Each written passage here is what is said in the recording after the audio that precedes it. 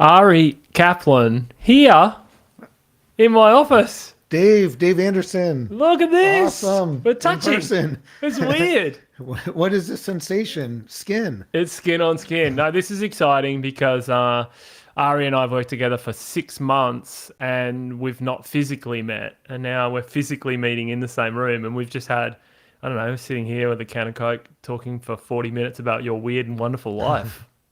No, it's been a great adventure so far, and it's really great to be. We're here in Melbourne. I love your home studio, the best home studio I've ever seen or imagined. It's Oh, fantastic. thank you. Well, I geek out.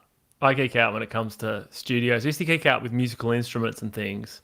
Now I geek out with audio equipment and video equipment. And because I think if it makes me look better, I might be better than who I really am. But let's talk about you.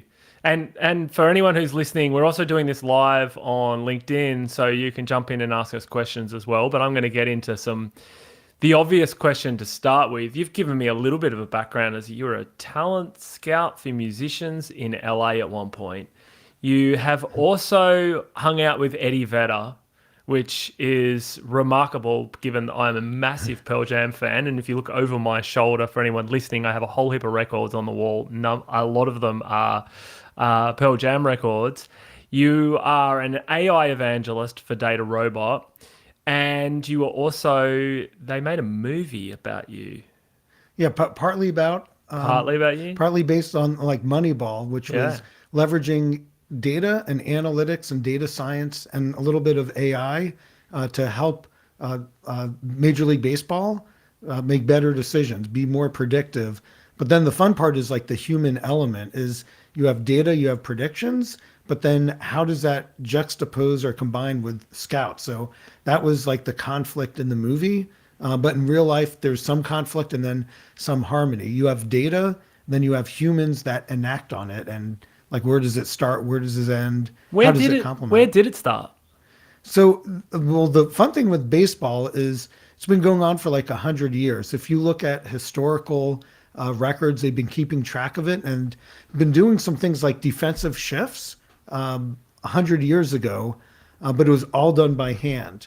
And it was like rudimentary, but it was very helpful. Where do you position the players in the field so they're more likely to make an out? And then even in the 40s, 50s, and 60s, there's this famous chart. Ted Williams, one of the best hitters of all time, where he would, what in data science terms, call a heat map. Where would he hit the ball most effectively and least effectively, Yep. and use colors, red and green. And now, but that was all done by hand. The guy Yep. took almost a whole year to develop. And now you could do that on the fly with every player, every situation. So it's been going on in different forms. It really took a huge leap in 2007 when this new technology came out. Camera-based technology started out called Sport Vision, where it would track everything going on in the field. So how fast was the ball going? How quick were runners moving around? And that took the game from a couple thousand data points per game to multiple terabytes of data, 30 times a second, every player, every ball. And so there's been a huge revolution since then. Teams went from having like nothing. I would say, the first juxtaposition was 1989 when I was first hired working with the Dodgers. Then, as far as I know, there were only three people working at that point as a full-timer consultant to a team. So that was one inflection point. And then most teams had about one analyst data scientist around like the mid 90s, a little bit, around the Moneyball type of time. Yep. And then 2007 now, every team has at least one, and the average size is about 10. Some of the bigger ones are 25 to 30, like full-time people. Yep. It's the best ROI in the game too. So why you? Why did you go into this? Like, where did you see the opportunity, and what would you say is like your breakthrough? Yeah, so the way my brain works is if something's already been solved, I kind of get bored. I like to focus on what hasn't been done, what's kind of new and exciting, and try to push the envelope. So I was a college student, Caltech, the California Institute of Technology. Yeah. People know that from the Big Bang Theory, and big baseball fan. But what I was complaining about was some of the players I loved would have bad numbers statistics and vice versa. and everyone was complaining, like something called the earned run average, whereas a pitcher you get credited for a win. But to get a win, your team has to score more runs than you allow. So half of that equation is out of your hands. And everyone was grumbling. That's not fair. But in addition to grumbling, I came up with my own metrics. Just kind of woke up and was kind of foolish enough or naive enough to say a multi-billion-dollar baseball card industry alone is inefficient, and I'll just come up with a better way. And I just did. I was a teenager, don't know any better, and then was able to say things in sound bites and got on the Today Show and LA Times. And Fred Clare, still a dear friend of mine, was the GM of the Dodgers back in the 80s.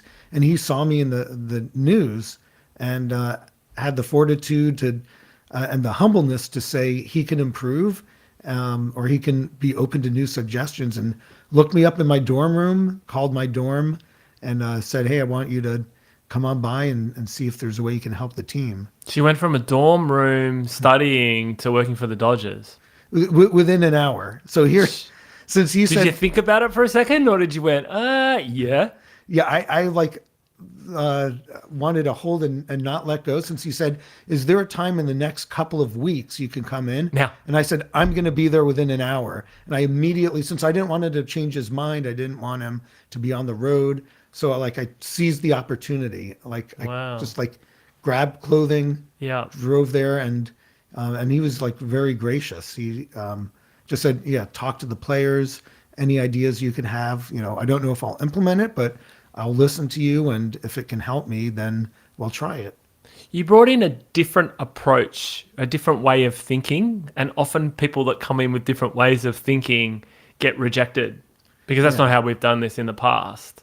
Were they open to these new ideas, and did you get some wins? Did it start to change, and was there a cultural change, and was it successful? Yeah. So the great thing with Fred Clare is he was great leader. He led the Dodgers to their first world champion in a while, and they hadn't had one since until last year. But since he was humble, willing to change, willing to listen, willing to ask questions, it was helpful for him to identify players, and for players to understand what are the strengths, weaknesses, and habits of their opponent. Yeah. But to your point, that was rare, very rare. Most other teams wouldn't even sit in the room to even hear what they were rejecting. They were just we don't need it. But I'm but you don't know what it is. Let me explain what it is before you say no. But yeah, there was, as you see in every industry, to change. And change sometimes is irrelevant. Sometimes it is useless. But in this case, if you could find better ways to select players, lower your risk, or compete on the field, and you could explain it in a simple enough term that an athlete could take action on it, then they start coming to you.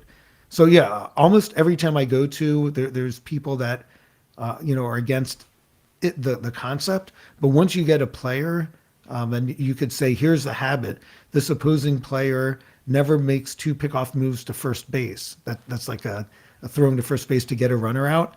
And the person says, what do you mean never? I said, never. In the last 3 years, that has never happened.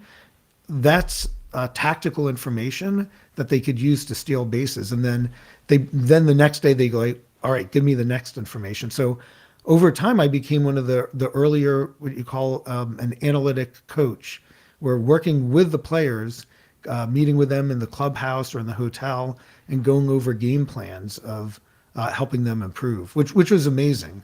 It is amazing. You've gone from just studying to all of a sudden working with Major League Baseballers, helping them with their tactics and their game plan using data.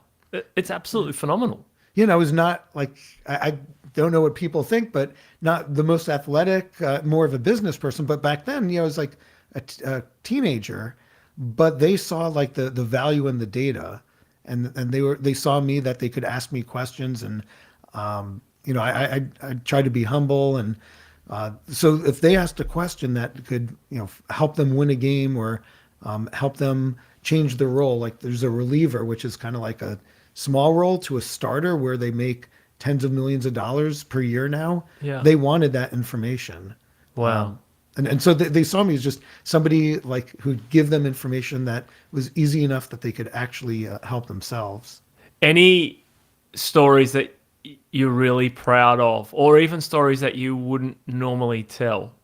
Yeah, so most of the time you don't tell stories of who you helped scout until A, the general manager like publicly tells the press, you wait for them, or B, they retire. But yeah, a couple players like Hunter Pence is one of them that was with the Houston Astros, and some scouts. Well, long story short, he became the captain of the San Francisco Giants. Yeah. He won the World Series, but when he was in the minor leagues, some people thought he was athletic to be a major leaguer. Half the organization thought they weren't. And the owner and general manager said, Ari, you're the tiebreaker. Whatever you choose, that's what we're going to do. And so it was a room full of people. Wow. I said, let me think about it, please. And I did analytical research and, showed using analytics, his ability to adjust to opposing pitchers as time went on was like through the roof, like one of the top of his, it's called the minor league AAA. So I gave him a strong recommendation, and yeah, he ended up having a great long career. And I didn't tell anyone about this until 2 years ago when he was retiring, and I was working with Forbes as a Forbes sports journalist, Yeah. and got to tell him that and got it on video too. Wow. So yeah, Hunter Pence is one of them. Kurt Schilling earlier on, controversial type of guy now politically, but back then, yeah, I helped him go from being a reliever to a starter, and then he ended up winning a couple world champions, and many other players. Yeah, I'll so just you're start running listing. like statistics that not everyone has seen. Maybe you were running statistics that the clubs didn't know. You were thinking through like variables of success and what this person would be like when they got to the major leagues, right? Is that Right. sort of, because that's what you said when you went, I went and analyzed this player and I found, it sounded like you found like an angle. You found like well, here's a variation that I think when this guy gets to the major leagues, he's going to be very successful, and that tips your judgment then into hire him.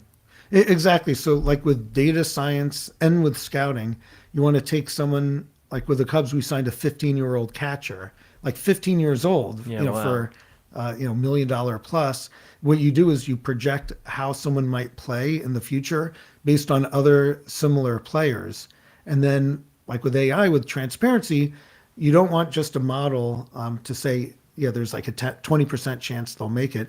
You want an explanation. Here's the characteristics that we believe indicate positivity, and here's characteristics that indicate negativity. And the fun thing, one thing I love with Data Robot and with text analysis is you can now take scouting reports where humans watch the player and make observations, like you say, that aren't necessarily quantifiable. Like Dave is projected to be an elite player. Yes. He's deceptive. Yes. And, Ari is inconsistent and a weak hitter. And over time, it'll figure out what words scouts use combined with actual metrics, how fast they run, things like that. And we'll tease out what combinations of scouting words with biomechanical data and what results happen like when they played in college, and then come up with a prediction. Yeah, let's so segue now into like we fast forward from 2007 and now we're in the roaring 2020s, as someone said. But we're now in an era where AI and sport is seemingly going a lot more hand in hand. Yeah. What's happening now in sport with AI? Yeah. So now you're in a whole different situation. The analytics changed a lot of games. In the NBA, 20 years ago, it was mostly 2-point shots, a little 3-point. And now almost every shot is 3-point range, or your Shaquille O'Neal and just dunking into the basket. Totally changed approach game. In baseball, just 12 years ago in 2010, only 3% of balls in play were to what's called a shift, where the players physically move to anticipate the ball. Only 3% of plays. And now, just 10 years later, it's over half of all plays, 3% to over 50. Wow. So the game's changed, and now you have a different challenge. Every team basically at the major league level has the same information. They all have data scientists that are capable of doing AI type questions. Yeah, and so where do you get the advantage? And it's a lot. It's the creativity. It's Yeah. called feature engineering, coming up with what are ways you can uniquely identify points that have value. It's the speed to insights.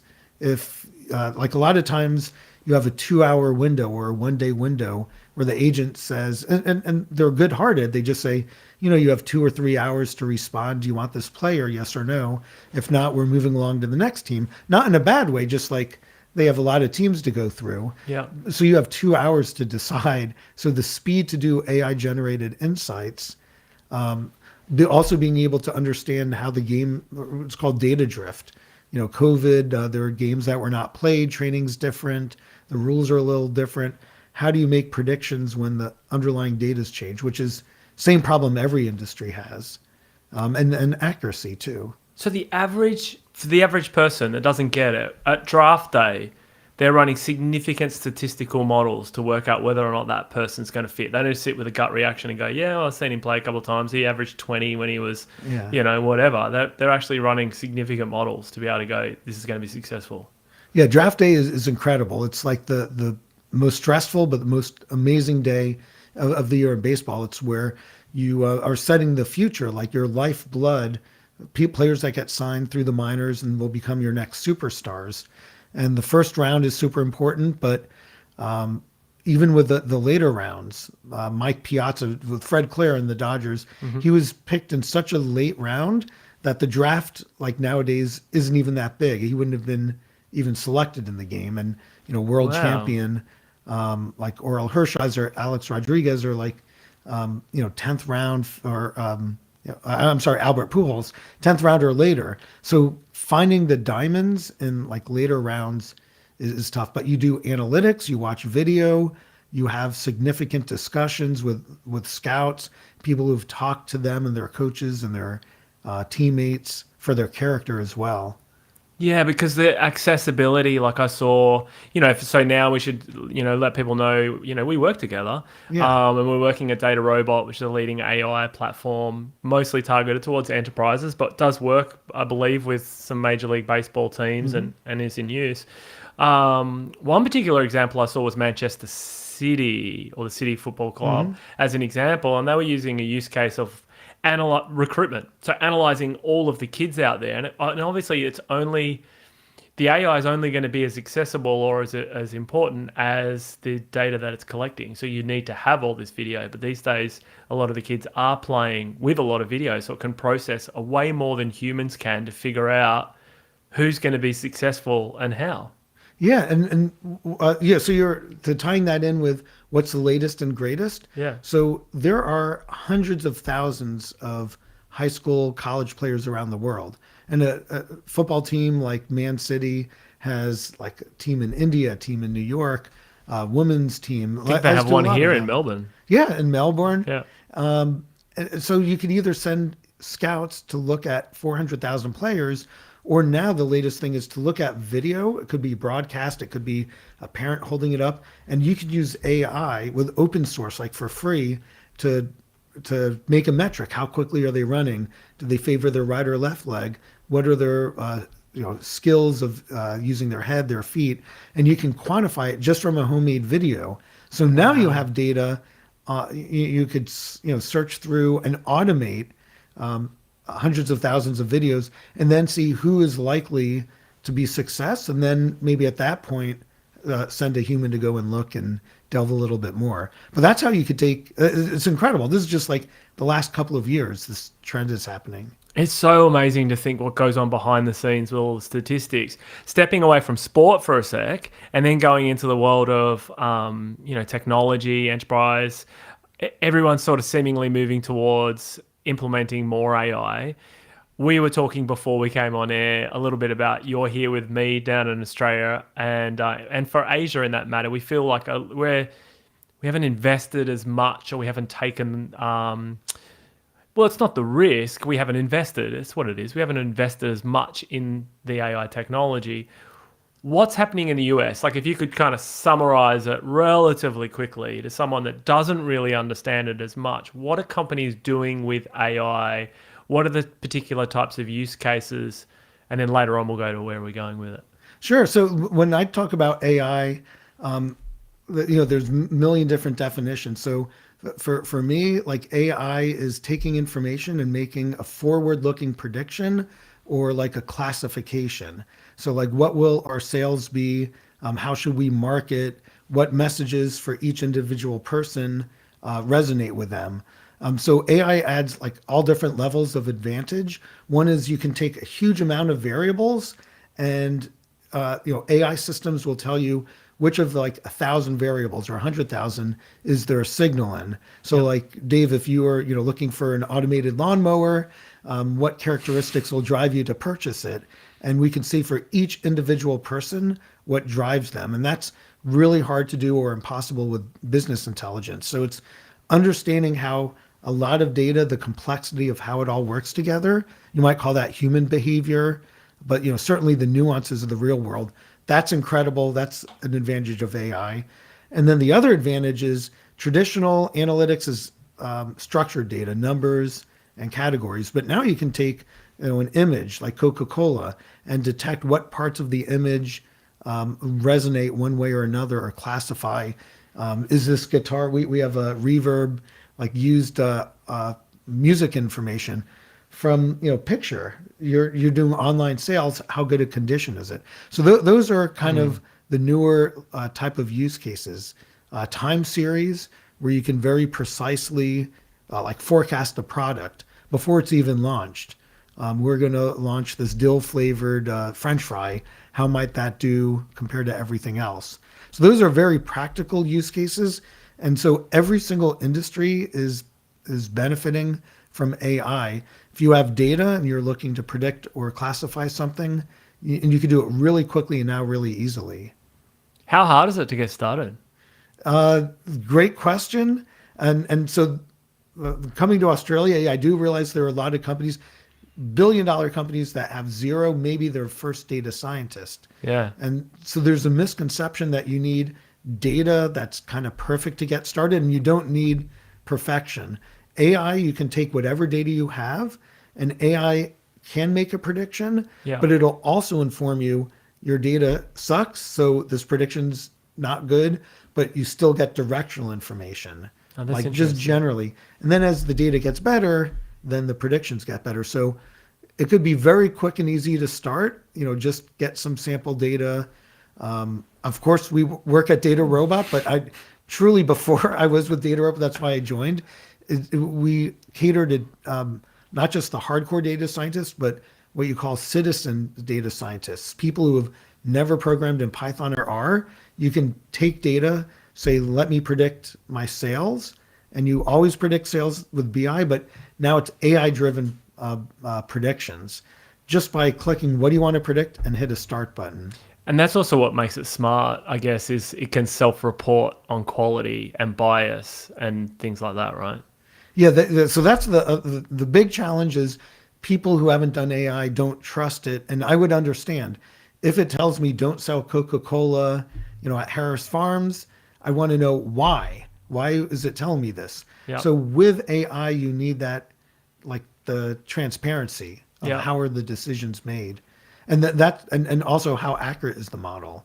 Like don't sell Coke in Harris Farms with 99% like confidence or like a 5% confidence. So it gives you a percentage confidence so you can apply your human intelligence to the AI outcomes to be able to go, let's not bet the farm on this one. Have you heard that saying before?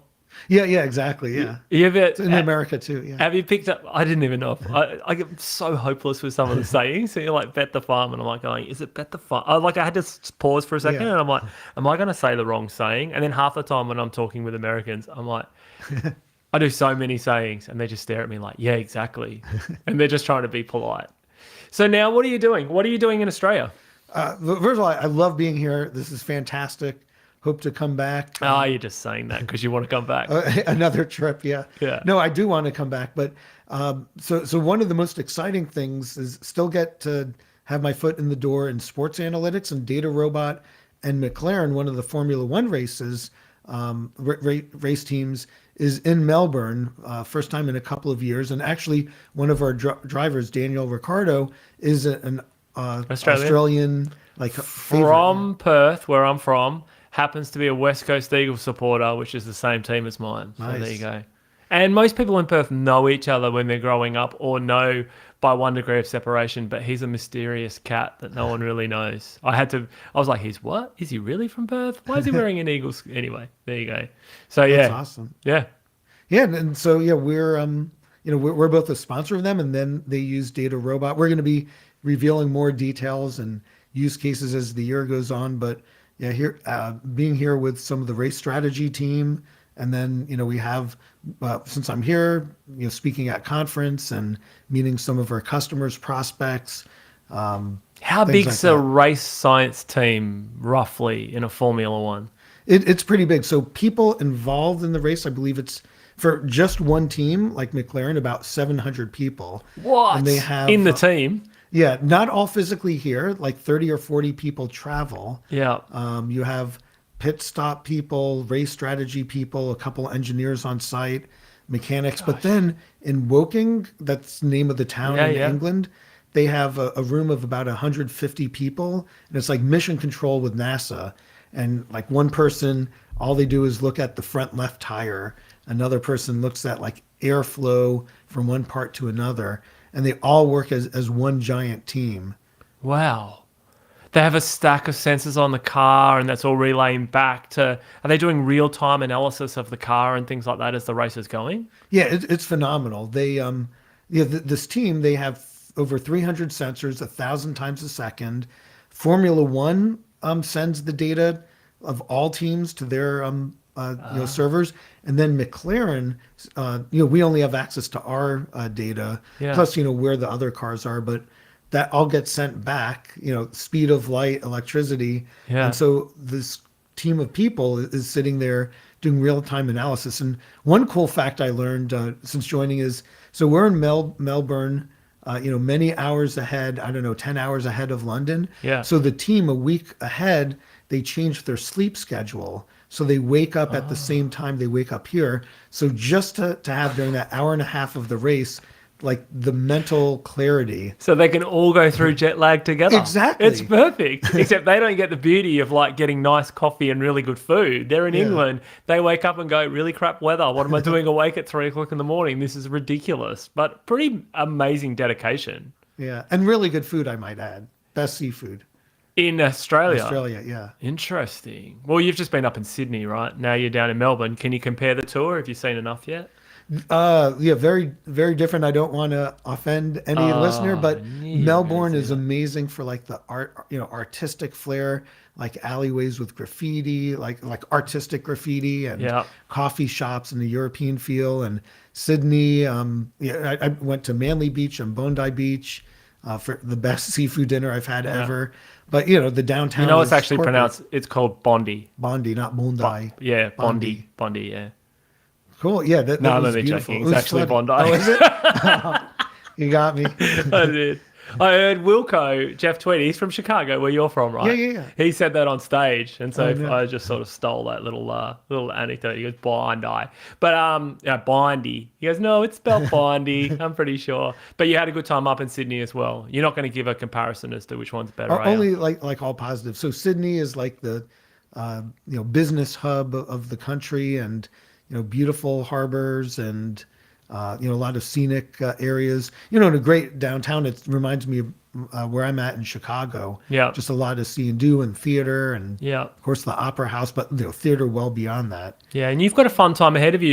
You're going to go. You got the Formula One this weekend, naturally in Melbourne, and then you're going to the football, Australian rules football. Yes, and thanks so to there's you. yeah, and so that'll be good as well. So you get to experience a little bit of chaos.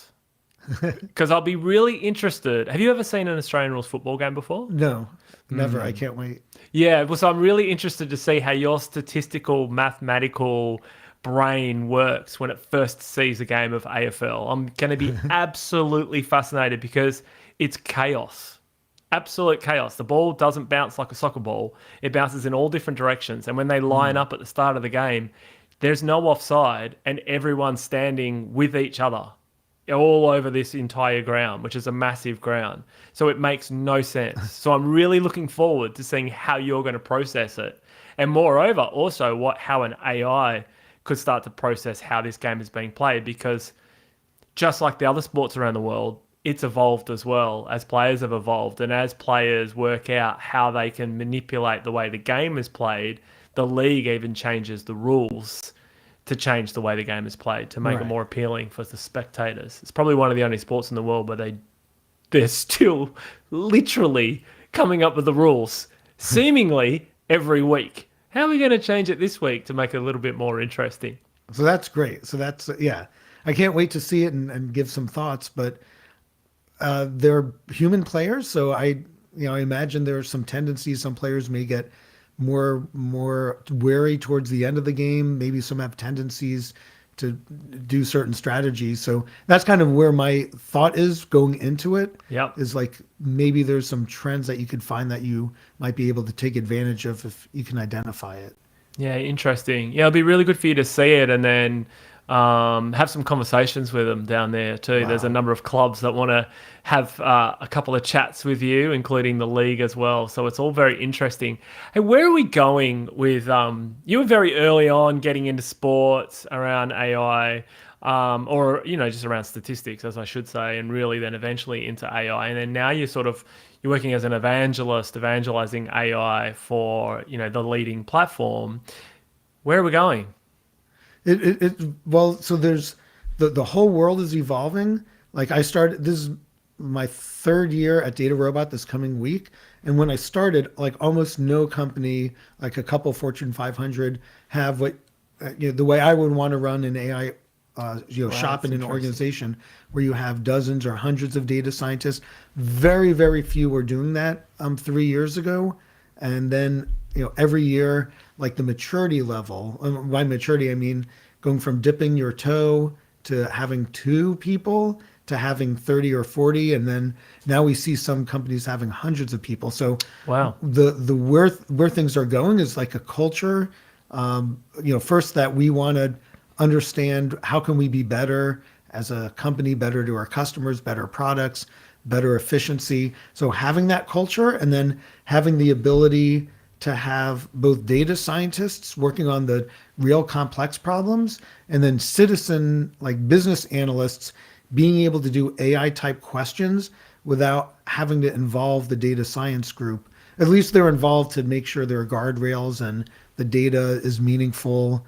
But yeah, that's the ideal way, is where there's actually 30 times as many business analysts in the world as there are data scientists. So if you're a business, you can get 30 times as much value, or at least 30 times as much people working on AI-driven insights. So in just that 3 years, you've seen a dramatic shift in investment in AI. Was it related to COVID, or is it just you just feel like it's a tipping point where there's maturity levels? Yeah, I see it similar to what happened in Moneyball baseball. Is took a couple teams to like see success, and the human nature is like, Dave, if you're not doing it, I'm not going to do it, but you go first. And they're like, no, you go first, you go first.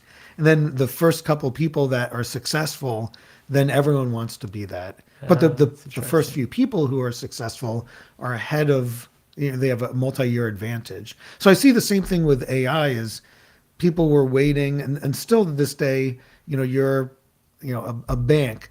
They always ask what other use cases have banks used, which is valid, but sometimes it's valid to just be the first in a use case. You don't have to have that success out there. So I think now at least enough people, like maybe a third to half of major companies, have adopted AI at least to like the first, second level of maturity, that I think it's proven. The ROI of AI is a given. So you're going to see it just accelerate further beyond where it's at today. If we've only done 3 years, I mean, maybe that explains why Australia is so far behind potentially, because we spent 2.5 years in a really severe lockdown. Most Yeah. of us did anyway. And we always think that we're very different to everyone else in the world, but we're really not. Every business is the same, whether you're forecasting how many avocados you're selling or how many cans of Coke, or we're actually pretty similar. So we're going to see it accelerate. So for anyone that we were on LinkedIn Live at the same time while we were doing this, and there was a couple of comments. So Danilo said, "Up the Eagles." All right. Which is good. So that's a really good thing. And someone else was asking whether we're going to see a demo. There won't be a demo today. And I also played the role today of being the dumb one in the room, which wasn't that difficult with you being in the room, but to get to ask you the questions that I think really helps you understand, because you get little nuggets of gold, like to really understand like what's happened in 3 years. It makes me think about the kids, right? You've got kids. Mm-hmm. What do you tell the kids to do as a career path? Yeah, great question. So the world is changing so quickly that, my oldest is going to college, but the language, like if you study Python now, it's in high demand. It might be very commoditized in 4 years from now. Yep. And with artificial intelligence, like the automation of being able to do a linear regression is just like, it sounds great on your resume now, but you'll be able to do it with the click of a button. You actually already can. So, the skills, are just like thought process, like flow of logic. Eventually with AI, you're going to have people who understand the data, people that understand the business, and then to some degree, like the technical aspect. How do you operationalize it and take these concepts and be able to make a model? So really any of those three are going to be the key. So it's, I went to Caltech, and it wasn't like, I don't think I use any of the math formulas I learned, but just the thought of like teamwork, excitement of technology, Yeah. and just problem solving is some of the key things. But if I were to talk to people, then of course study data robot, but understand the latest trends in artificial intelligence, machine learning, and data science. 100%. And that came up again today numerous times, where people are just saying the importance of collaboration, and that's what's going to make it successful. Staying inquisitive and staying close to the technology, like being someone that really wants to try and understand, well, how does this AI work, and can it make my job more efficient?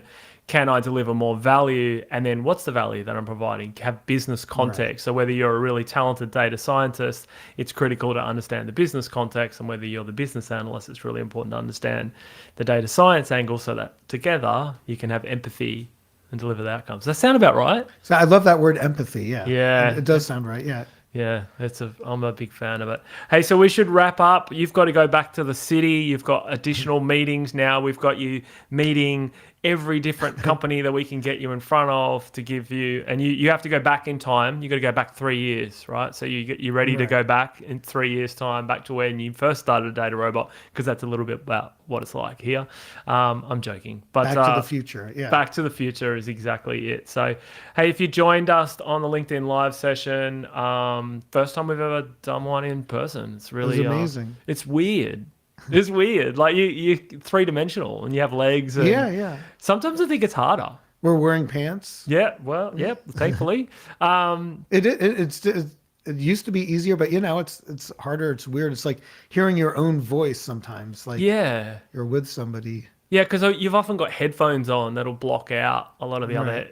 I've actually found doing a podcast with someone in person has been harder than doing it on the TV. Because I'm also conscious of like body language. Like every now and then on the TV, you can sort of look away and you might write a little note or something, or just quickly check a stat. Right. And when you're in person, you like got eye contact all the time. You're like, geez, if I look down and type something now, is Ari going to get offended? Or if I look over to here, are they going to get annoyed that I'm, checking these things? Yeah. Yeah. Like Alt-Tab has been like my friend through the pandemic. Like I go to Slack, see if any messages are coming in, go to my Word doc, some notes. But yeah, now you can't do that. That's funny. Who's your friend during lockdown? I was just friends with Alt-Tab. Alt-Tab. Yeah, he's a really good guy, Alt-Tab. Yeah, really know him. Yeah, grew up with him. I know his sister, yeah. Yeah. Awesome to catch up with you. I'm going to and our LinkedIn live stream, and then we're going to do our best to try and get an Uber and hit the city. I've got to tell you also, another thing that's a little backwards in Australia is catching Ubers. It takes a long time for them to arrive, so we better get on with it. Thanks for listening. If you're watching, they can jump on the Data Robot website, datarobot.com, for more information. There's a great podcast called More Intelligent Tomorrow. I happen to know 3 of the guests. 2 of them happen to be in the room together right now, and the other one is somewhere else in the world right now. But great podcast with a lot of future perspectives. So one of the most fun things that I get to do, aside from having conversations like this. But I will now say goodbye, and I think I'm supposed to, when I say goodbye, play this funky little video. All right. Well, thanks, Dave. Thanks for the audience. Yeah. Thanks for joining, Ari. And I think this is the end one. If it's not, it's going to say starting soon, and then I'll just end it anyway. So let's see.